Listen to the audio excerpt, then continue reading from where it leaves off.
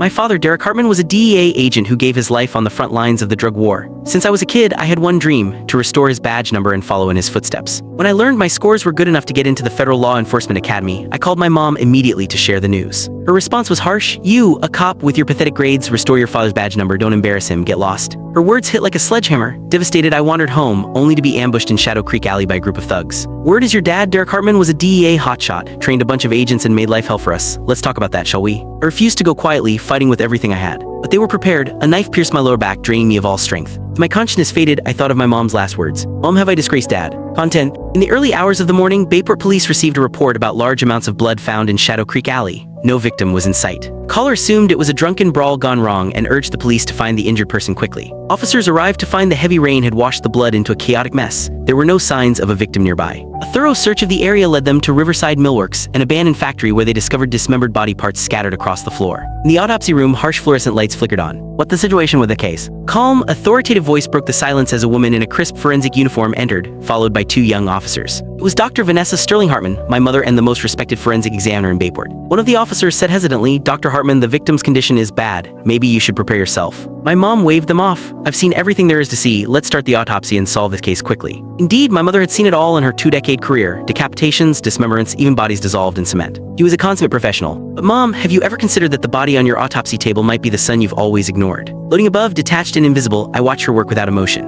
When she unzipped the body bag, her brow furrowed deeply, not just because of the mangled remains, but because one critical part was missing. "Where's the head?" "We searched the entire factory," one officer stammered. "It's likely the suspects took it." "Fine, let's proceed." She donned gloves and began sorting the remains: bones, flesh, fragments of fingers. Each piece she identified was meticulously placed in order. The victim is male. He's between 18 and 23, roughly 5'9" to 6 feet based on the growth plates. "Likely a student," she narrated with clinical precision. Judging by the condition of the cuts, the killers broke the victim's finger bones, radius, ulna, humerus, tibia, and femur while he was still alive. Then they dismembered the limbs. It seems they weren't satisfied and used blunt tools. His ribs and vertebrae are almost entirely shattered. Her grim analysis left one of the young officers pale and trembling. He clutched his stomach, barely holding back nausea. The unimaginable pain and despair the victim endured hung heavy in the room. Mom turned suddenly. "Were any weapons found at the scene?" "Yes, these," the officer stammered, handing her photos of a rusted, blood-stained saw and a hammer caked in blood and flesh. The dull blade of the saw had been used to cut through every joint and bone. The pain it inflicted on a living person was beyond description. Mom frowned deeply. "This isn't random. What kind of grudge would drive someone to do this to kid?" Even revenge killings didn't usually escalate to this level of brutality. One of the officers responded respectfully. "Dr. Hartman, Detective Sam Boone's preliminary investigation ruled out robbery and random violence. This is a revenge killing. The team is cross-checking recent cases of missing persons citywide." "Good," she replied tersely. She resumed reconstructing the remains, hopping to uncover clues, but her efforts were in vain. Even dental records, often a surefire way to identify a victim, were useless because Click the link on the homepage to watch the full follow-up for free.